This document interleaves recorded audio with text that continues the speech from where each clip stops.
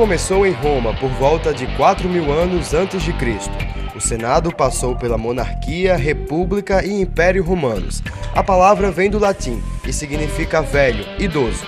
O Senado é considerado a mais antiga assembleia política que se tem conhecimento. O Senado representava esse conselho de homens mais experientes, né?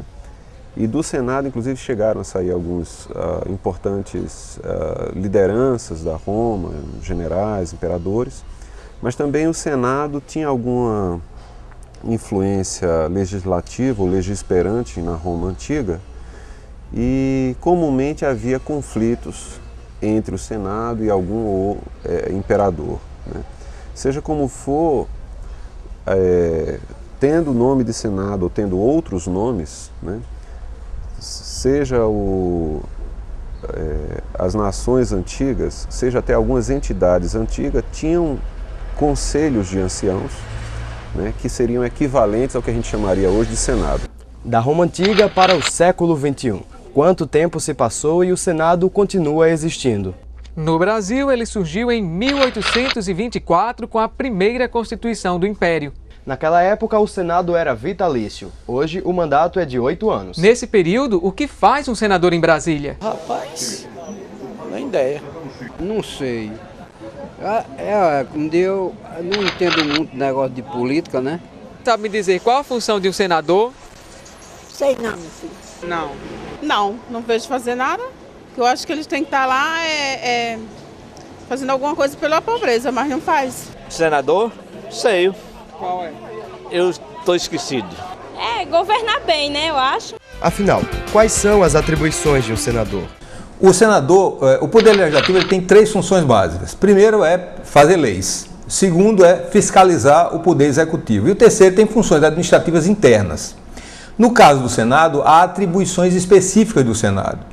Né? Por exemplo, o Senado, como ele cuida do pacto federativo, ou seja, do equilíbrio entre as unidades da federação, tudo aquilo que diga respeito ao equilíbrio federativo é exclusividade do Senado tomar decisões. Por exemplo, se você tem um financiamento de um Estado, se ele precisa captar recursos externos, financiamento externo, isso precisa ser aprovado pelo Senado. O Senado representa a federação. Por isso, cada um dos estados e o Distrito Federal possuem o mesmo número de senadores, ou seja, 3. Neste ano, vamos eleger 2 desses 3 representantes. O Senado, ele tem a renovação, ora no ano se renova 1/3, no ano seguinte se renovam 2/3. Ou seja, no caso, como cada estado ou cada unidade da federação tem 3 senadores, numa eleição você escolhe um senador, 4 anos depois você escolhe 2 senadores. No caso de 2010, a gente está renovando 2/3 da representação do Rio Grande do Norte no Senado. No Rio Grande do Norte, 12 políticos solicitaram o registro de candidatura. Alexandre Guedes, do PSTU, Ronaldo Garcia, do PSOL, Clóvis Costa, do PTC, Dário Barbosa, do PSTU, Garibaldi Filho, do PMDB, Hugo Manso, do PT, Joanilson de Paula Rego, do PSDC, José Agripino, do DEM, Marcônio Cruz, do PRTB, Sávio Racra, do PCdoB, Valdemar Soares, do PSOL e Vilma de Faria, do PSB. Cada um deles possui 2 suplentes.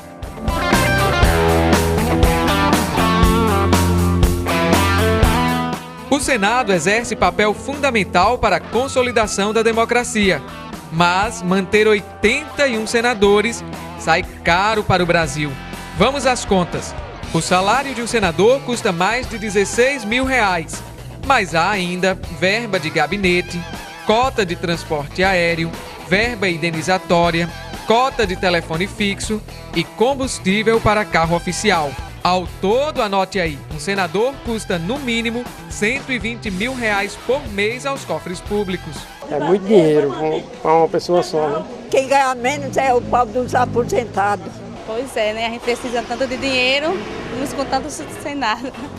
E isso só aumenta a responsabilidade na hora de votar, de escolher nossos representantes. Eu sugeriria às pessoas que vão votar, né, os mais jovens, os mais velhos, que se informassem bastante. Hoje nós temos vários instrumentos de informação, nós podemos acompanhar o desempenho desses candidatos, nós podemos saber quais deles têm processo na justiça, os que são candidatos têm que especialmente aos cargos do executivo, tem que fazer uma declaração de bens, né? E a gente pode acompanhar quantos bens eles tinham ou não, além de, obviamente, conhecer as propostas deles, né?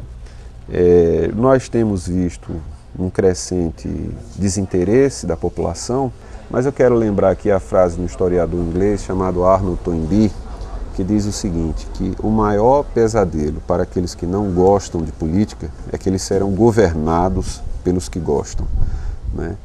Então, nós temos que estar atento a isso, porque é importante. E, como dizia Aristóteles, o homem é um animal político, né? Então, onde há disputa de poder, ali está presente a humanidade.